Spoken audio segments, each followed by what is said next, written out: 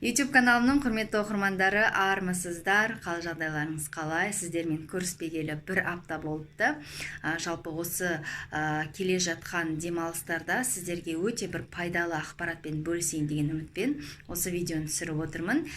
Бүгінгі айдарда мен сіздерге кітап ақтар айдарымнан тамаша бір кітапқа обзор жасағым келіп отыр. Бұл кітапқа мен осыдан бірнеше ай бұрын ба, шамалап 4 ай шығар, жарты жыл шығар, пост жазған болатын. Бірақ та бұл кітаптағы ең маңызды ақпараттардың барлығын кішігірім постқа кіргізіп жазу мүмкін емес.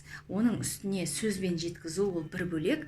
Сондықтан бүгін сіздерге осы «Правила умной жены» атты кітаптың маңызды жерлерімен бөліскім келіп отыр. Өте тамаша кітап. Кезінде маған өте үлкен көмегін тигізген кітаптардың бірі. Бұл кітапты кезінде менің үлкен әпкем кеңес берген болатын. Өйткені осы авторды ол өзі өте қатты жақсы көреді. Эллен Фейн мен Шерри Шнайдер. Бұл Америкадағы ең мықты атақты психологтардың бірі болып есептеледі. Жалпы бұл кітап осы тұрмыс құрған қыздарға және әлі тұрмыс құрмаған қыздарға да алдын ала оқып алған өте жақсы деп есептеймін. Себебі бұның ішінде осы отбасындағы бақытты сақтап қалу, күйеуімен жақсы қарым-қатынаста болуға байланысты өте көп жақсы кеңестер айтылады. Жалпы бұл кітаптың сөзіне мән аударсаңыз, осы сөзге қарап, шын айтсам, осы кітапты сатып алғым келіп кетті. Ты либо права, либо замужем. Енді былайша айтқанда түсінетін шығарсыздар. Сен әрдайым немесе өз ойыңды дұрыс деп есептейсің, немесе тұрмыс құрасың, иә? Өйткені біз көп жағдайларда неге тұрмыс құрған кезде көбіне неге ұрсады ерлі-зайыптылар? Себебі әркім өзінің шындығын жеткізгісі келеді, әркім өз ойын айтқысы келеді, соның арасында шырпыр болып, ұрсып кейде түсініспеушіліктерге алып келе жатады. Енді көп жағдайларда, мысалы, тұрмыс басында құрған кезде, немесе бастапқы жылдары, немесе кейбір адамдар тіпті өмір бойы бір-бірін түсінбей арпалысып өтетін кездерде болады. Яғни олар тек балалары үшін ғана бір-бірін шыдап жүреді, немесе бір-бірін сүйіп жақсы көрсе де бір-бірімен тіл табыса алмайды. Және осы кітапта ең қызығы, ерлі-зайыптылар бір-бірін қанша жақсы көрсе де бір-бірінің ойымен келісуге міндетті емес деген нәрселерді көп айтады. Өйткені адам әртүрлі, яғни біреудің мысалға көз қарасы бір затқа басқаша болуы мүмкін. Біреу мысалға тәтті тағамды жақсы көреді, ол күнделікті оны жеу оған норма болып есептеледі. Ал мысалға денсаулығына қатты мән беретін мысалға адам, ол күнделікті пайдалы тамақ жегісі келеді. Әрине, олар дастархан басында отырған кезде біреу дұрыс тамақтанғанды жақсы көреді, жеңіл тамақты жақсы көреді. Ал келесі мысалы әйелі немесе күйеуі ол керісінше майлы, тәтті тамақтарды жақсы көреді. Ал әйелі оны дайындағысы келмейді, ол пайдасыз деп есептейді. Мысалға, сол сияқты кішігірім нәрсе болса да, бірақ отбасында бір үлкен дауға, үлкен түсініспеушілікке алып келетін кезеңдер болып жатады. Бірақ та ол жайдан жай өмірге келмейді. Яғни ерлі-зайыптылар бір-бірін тәрбиелеп болғаннан кейін, бір-бірінің плюсы мен минустарын бір-біріне түсіндіріп болғаннан кейін көп жағдайларда жағдай түзеледі. Жалпы ерлі-зайыптылардың арасында көбінесе қандай түсініспеушіліктер болады? Ол мысалға өзін осы өмірде, өзінің карьерасында, жұмысында өз орнын таба алмай жүрген ер азаматтар болады. Олар көп жағдайларда бақытсыз болады.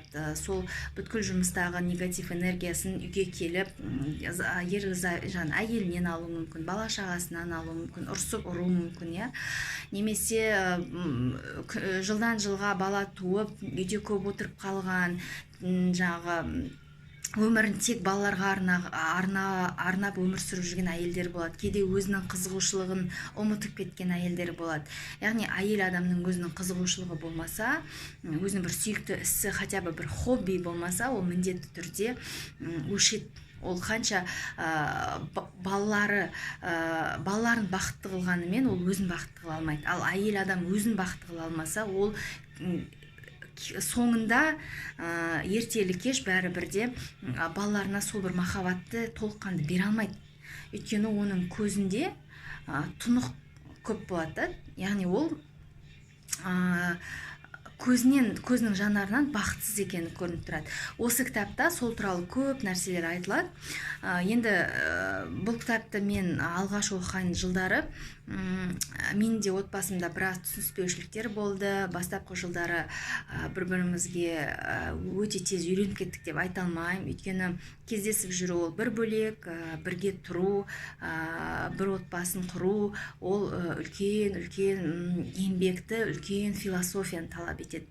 Бірақ та 99% отбасында бірінші жылдар, екінші жылдар міндетті түрде түсініспеушіліктер болады. Өйткені басқа ортаға әйел адамның сіңуі, сол отбасының әйел адамның, сол отбасының, яғни ер азаматының үйі, сол қызды қабылдауы, оның өмірге деген көзқарасын түсіну, оның барлығы уақытты талап етеді. Одан кейін психологияда өздеріңіз білесіздер, карма деген нәрсе бар. Яғни қандай да бір өмірдегі сабақтарымызды түсіну үшін кейде біз сондай отбасыға түсіп жатамыз, және бір-бірімізді сондай бір жағдай арқылы тәрбиелеп жатамыз.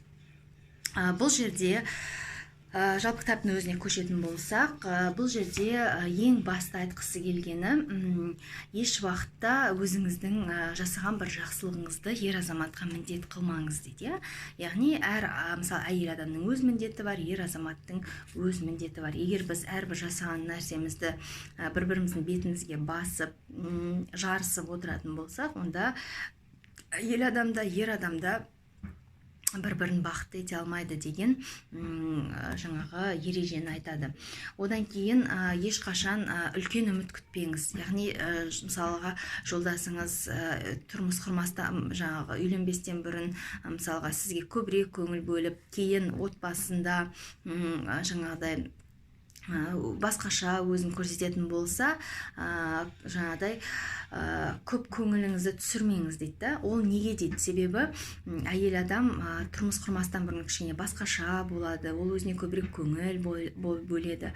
Ал отбасын құрғаннан кейін көп жағдайларда ол өзін ұмытып кетіп жатады. Не всегда, бірақ көп жағдайларда жаңа балалы болады, үйдің жағдайымен күнде тамақ, асхана, үй, тірлік деген сияқты, соның салдарынан кейде әйел адам бұрынғыдай болып кетпейді. Сол себепті ер адамда ол өзін сол бастапқы кездердегідей өзін ұстап, сізге сыйлық беріп, жаңағы сізге көңіл бөліп, гүл беріп, жаңағы әрекет жасамайды. Себебі біз ол қателік неде дейді?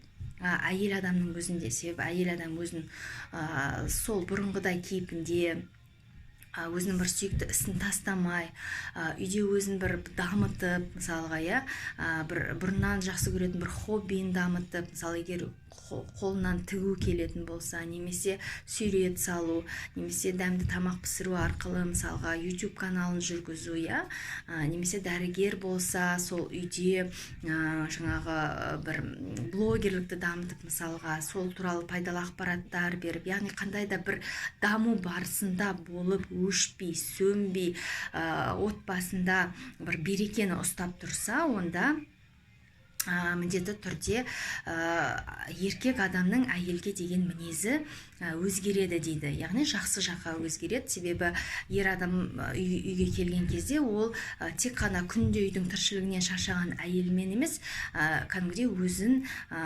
рухани дамытатын, осындай бір дамып кітап оқитын, күнделікті бір пайдалы ақпарат айтып отыратын, кейде бір тіпті үйге келген кезде бір сондай бір жаңағы интеллектуалды дейміз ғой, ақылды бір ақпарат айтып, бір бөлісіп, кеңесіп деген сияқты нәрселерді айтқан кезде көп жағдайларда ер азаматтың әйелге деген қызығушылығы жоғалмайды. Яғни сосын тұрмыс құрғаннан кейін көбінесе ерлі-зайыптылар қатты қызғаншақ болып кетеді. Бұл туралы да өте көп қызық айтылған. Яғни ер адам қызғанбау үшін дейді, мысалға егер сіз жұмыс істейтін әйел болсаңыз, сол жұмыстағы бастығыңыздың жетістігін, сол жұмыстағы ер азаматтардың жетістігін көбінесе айтып бөліспеудің қажеті жоқ дейді. Көбінесе сол өзіңіздің ер азаматыңыздың жақсы жақтарын көбірек айтып мақтап отырсаңыз, ер адам сізді еш уақытта көп жағдайларда қызғанбайды деген сияқты ақпарат айтылған. Жалпы бұл жерде айта берсең пайдалы ақпараттар өте көп. Мен сіздерге қазір осы кітаптан жалпы қандай бөлімдері бар, сол туралы айтайын. Бастапқыда жалпы тұрмыс құрмастан бұрын әйел адам өзін қалай ұстайды, одан кейін тұрмыс құрған кезде көбінесе қандай қылықтар танытқан жақсы, сол туралы айтады. Оставайтесь единственной и неповторимой деген екінші бөлімі. Содан кейін үшінші бөлімінде следите за собой, но не сходите с ума деген қызық тақырып бар. Ол енді үлкен тақырып, шынымен. Одан кейін не отказывайтесь от собственных интересов. Жаңа мен сіздерге айттым, әйел адам өзінің хоббиін, қызығушылығын ұмытпау керек. Когда он приходит домой, ему нужно 15 минут побыть в одиночестве деген бөлімі бар. Бұл жерде жаңа бірден проблеманы айтып, үйдегі жағдайларды айтып емес, жаңағыдай ер азаматқа кішкене өзіне келіп, үйдің атмосферасына кіруге мүмкіндік беру туралы айтылған. Никогда не произносите слово «развод», не ждите особого сочувствия с его стороны. Мысалға, кейде болады, өзіміздің проблемамыз шамадан тыс айтып, еркектің сені аяғанын қалаймыз, бірақ та ер азаматтар көп жағдайларда табиғатынан ондай емес, әйел адамдар сияқты. Одан кейін не просите советов у одиноких, яғни тұрмыс құрмаған адамдардан кеңес сұрамаңыздар деген нәрсе бар. Пусть он чувствует себя самым важным человеком в вашей жизни. Не беритесь все на свете сделать самостоятельно, яғни ер азаматтан кейде көмек сұрауды ұмытпаңыздар деген нәрсе айтылады. Жалпы оқи берсең, айта берсең өте көп. Бұл жерде тіпті ажыралып қайтадан тұрмыс құрған әйелдерге де арналған жаңа кеңестер бар. Енді өмірде әртүрлі жағдайлар болады. Кейде әйел адамдар бірінші жаңағы отбасынан кейін шын мәнінде кейде таңдауын дұрыс жасамаған түсіне отырып, келесі жағдайларда өзіне керек адамдарды тауып жатады. Және сол жердегі ережелер туралы да айтылған. Сондықтан бұл тұрмыс құрмаған қыздарға, тұрмыс құрып, қазір қиналып жүргендерге де тұрмыс құрып жақсы өмір сүріп жүрсе де жақсы өте кеңестер бар. Жалпы ер азаматты мотивировать етуге, ол сізді одан да мықты жақсы көруге арналған кеңестер бар. Сонымен қатар енді әртүрлі өмірдегі жағдайларға байланысты ажыралып екінші рет тұрмыс құрғысы келіп жүрген немесе құрған адамдарға да арналған кеңестер бар. Жалпы кітап өте жақсы.